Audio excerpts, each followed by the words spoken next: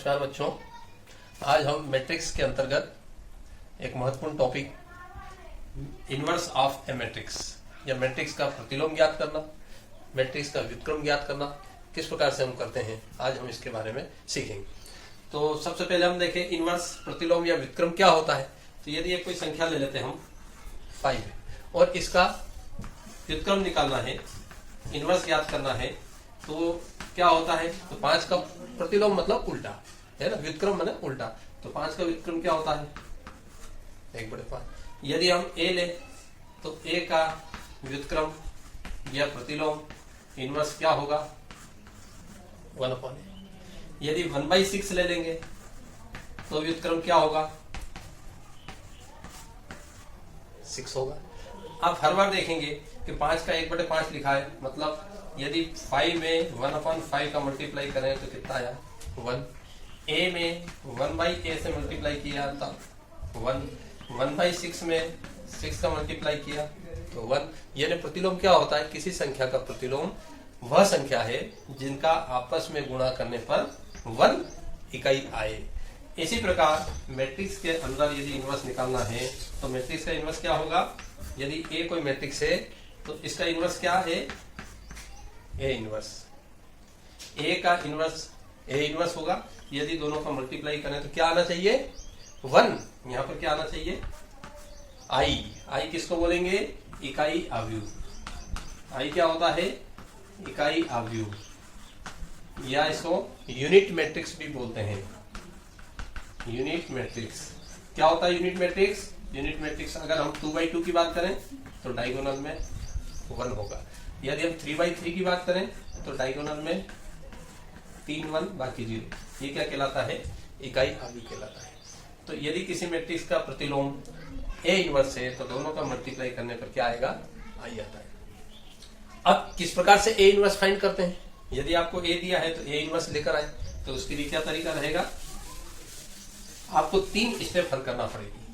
Number 1, उस matrix का mod या सारणिक डिटरमिनेंट ज्ञात करना पड़ेगा और इसका मान कभी भी 0 नहीं आना चाहिए। नंबर 2, आपको एडजॉइंट ए ज्ञात करना पड़ेगा। एडजॉइंट ए क्या होता है, हिंदी में इसको बोलेंगे सखंडज ए। हम अभी उदाहरण के माध्यम से सीखेंगे सखंडज ए कैसे निकलता है। डिटरमिनेंट ए आपको मैं पहले पूर्व में बता चुका हूं कि सारणी किस प्रकार से ज्ञात करते हैं। और तीसरी स्टेप रहेगी, एक फार्मूला है A inverse is equal to adjoint A upon mod A. Mod A का मान सारणी का मान कभी भी 0 नहीं होना चाहिए। क्यों कि अगर अपॉन में 0 आ जाएगा तो पूरा मान इन्फिनिटिव हो जाता है। इसलिए हमेशा डिटरमिनेंट की वैल्यू 0 नहीं आना चाहिए। तो सबसे पहले आपको डिटरमिनेंट निकालना है जो 0 नहीं आएगा, फिर आप एडजॉइंट निकाल लेंगे। थर्ड में आप A inverse is equal to adjoint upon determinant A में रख देंगे तो आपका ए इनवर्स प्राप्त हो जाएगा। तो ये 3 स्टेप आपको हर सवाल में करना पड़ेगी। ये बहुत महत्वपूर्ण सवाल है, एग्जाम में पूछा जाता है। अब हम एक सवाल करते हैं और उसके माध्यम से हम तीनों जो है स्टेप्स को हल करेंगे। एक क्वेश्चन ले लेते हैं। यदि a is equal to simple वाला मैट्रिक्स ले लेते हैं, क्या फाइंड करना है हमको, प्रतिलोम ज्ञात करना है। तो a इनवर्स ज्ञात करो, ये हमारा क्वेश्चन है। सबसे पहली स्टेप आपको क्या निकालना पड़ेगी, मॉड ए या सारणिक ए निकालना पड़ेगा। सारणिक निकालने का आपको तरीका बता चुके हैं, 1 2 3 1 -2 और प्लस का 3, सेंटर वाले को हमेशा माइनस में रखना है। फिर एक एक कौन छिपाते जाते हैं। इसको जैसे हमने छिपाया 3 किया 9 1 एकदम 1 हो गया। फिर उसके बाद बीच वाले को छिपाया 2 किया 6 -2, तीसरे को छिपाया 2 -6। सेंटर में हमेशा साइन चेंज होते रहेंगे। 9 - 1 8 4 8 -8 -12 8 -20 -12 नॉट इक्वल टू। तो आपने डिटरमिनेंट निकाला 0 नहीं आया, तो ये इसका मतलब हम प्रतिलोम ज्ञात कर सकते हैं। मैट्रिक्स ए इनवर्सिबल है, मैट्रिक्स ए व्युत्क्रमणीय है। इसलिए हम इसका व्युत्क्रम ज्ञात कर सकते हैं। तो ये डिटरमिनेंट निकल गया। मैं यहाँ वैल्यू इसकी रख देता हूँ क्योंकि लास्ट में इसका उपयोग होगा। अब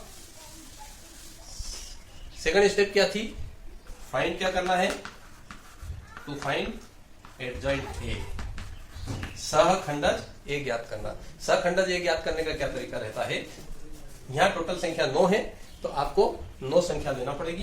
किस प्रकार से, आप लिखेंगे A11, A12, A13, 11, 12, 13, फिर उसके बाद 21, 22, 23, 21, 22, 23, फिर इसके बाद 31, 32 और 33, 31, 32, 33। तो ये इस प्रकार से आपको मान सभी निकालना पड़ेंगे। किस प्रकार से मान आएंगे, सबके आगे इक्वल लगा देते हैं, यहां हम वैल्यू रखेंगे। अब 1 और 1, 2, यदि सम संख्या आए तो आप चिन्ह लगाएंगे प्लस का। 1, 2, 3 इसलिए माइनस का, विषम संख्या आएगी तो माइनस लगाएंगे। 1, 3, 4 इवन है, प्लस लगाएंगे। 2, 1 ऑड है, माइनस लगाएंगे। Plus minus plus minus plus, इस प्रकार से वैल्यू रख दीजिए। अब आगे ब्रैकेट में हम वैल्यू रखेंगे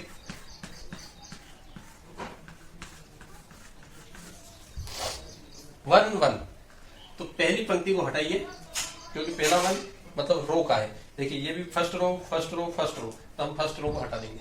आपके पास संख्या कितनी बच रही है, नीचे 6 है। अब एक एक को छिपाते जाएंगे और यहाँ लिखते जाएंगे। इसको छिपाया, 3 किया 9, -1, बीच वाले को छिपाएंगे 6, -2, तीसरे को छिपा लेंगे 2, -6, और तीनों की वैल्यू को सॉल्व करते जाएं। कितना आएगा 8, ये कितना आ गया 4, लेकिन आगे माइनस है तो -4, ये कितना आ गया 2 - 6 -4। तो इस प्रकार से ये 3 वैल्यू हमारी आ गई। अब 2, 1, 2, 2, 2, 3, 2, 1, 2, 2, 2, 3 मतलब सेकंड वाली रो को हटा दीजिए। सेकंड वाली रो को हटा देते हैं, यहाँ लिख देते हैं, बचेंगे क्या 1, 2, 3, 2, 1, 3। अगर इसको हटा देंगे सेकंड वाले को तो 1, 2, 3, 2, 1, 3। अब फिर एक एक छिपाते जाएंगे और नीचे वैल्यू रखते जाएंगे। तो कितना आएगा 6 - 3, बीच वाले को छिपाइए 3, -6, थर्ड वाले को छिपाइए 1, -4, सॉल्व करके लिखते जाइए। 6 - 3, 3, आगे माइनस है, 3 - 6 -3, 1 - 4 -3, और एक माइनस पहले से है +3। अब 3, 1, 3, 2, 3, 3 मतलब तीसरी रो वाला से काम है, हम तीसरी वाली रो को छिपा देंगे। बचेंगे क्या 1, 2, 3, 2, 3, 1। वापस वही तरीका है सॉल्व करने का, एक एक को छिपाते जाएंगे। तो 1 तो मल्टीप्लाई किया 2, -9, बीच वाले को किया 1, -6,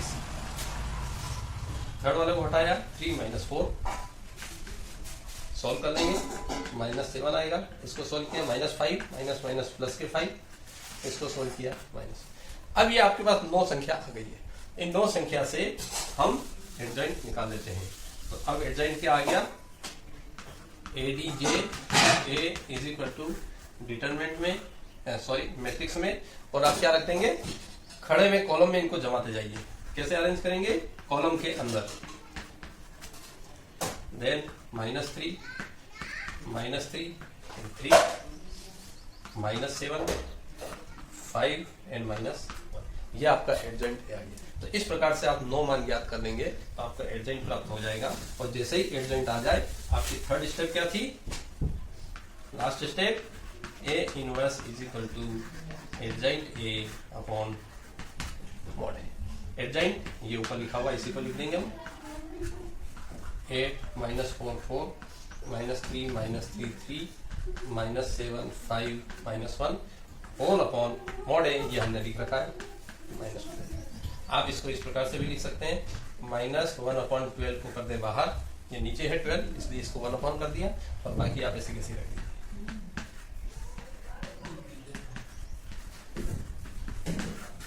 इस 12 को आप सबसे डिवाइड भी कर सकते हैं, लेकिन चूंकि अंदर डिवाइड नहीं हो रहा है इसलिए हम ऐसे ही कर देते हैं। ये आपका आंसर होगा। तो इस प्रकार से मैट्रिक्स का प्रतिलोम ज्ञात करना, मैट्रिक्स का इनवर्स ज्ञात करना, क्वेश्चन बहुत इंपॉर्टेंट है, एग्जाम में पूछा जाता है, कम से कम 5 नंबर में तो क्वेश्चन आता ही है। इसलिए इसको सॉल्व करने के 3 ट्रिक आपको, मतलब 3 स्टेप बताइए। नंबर 1 हम मॉड ए निकालेंगे, नंबर 2 एडजॉइंट ए ज्ञात करेंगे और तीसरे फार्मूले के अंदर रख देंगे। मुख्य चीज इसमें यह है कि मॉड ए का मान कभी भी 0 नहीं आना चाहिए, तो ही मैट्रिक्स का प्रतिलोम ज्ञात किया जा सकता है, मैट्रिक्स व्युत्क्रमणिक होता है या मैट्रिक्स इनवर्सिबल होता है। एक परिभाषा डेफिनेशन ये भी पूछी जा सकती है कि मैट्रिक्स कब व्युत्क्रमणिक होता है या व्युत्क्रम मैट्रिक्स की क्या परिभाषा। तो एक मैट्रिक्स व्युत्क्रमणिक कब होगा, इसकी शर्त क्या है, determinant A not equal to 0। ठीक है, तो ए आपने सबसे पहले फार्मूला देख लिया, ये होता है ए का ए इनवर्स से गुणा करेंगे।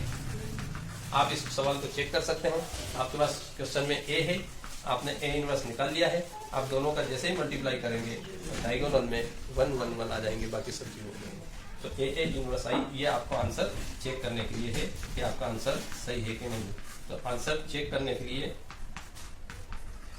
कुछ चेक आंसर चेक करना है। तो ये जो वैल्यू आ रही है इसका गुणा किससे कर देंगे, आप ए से करेंगे।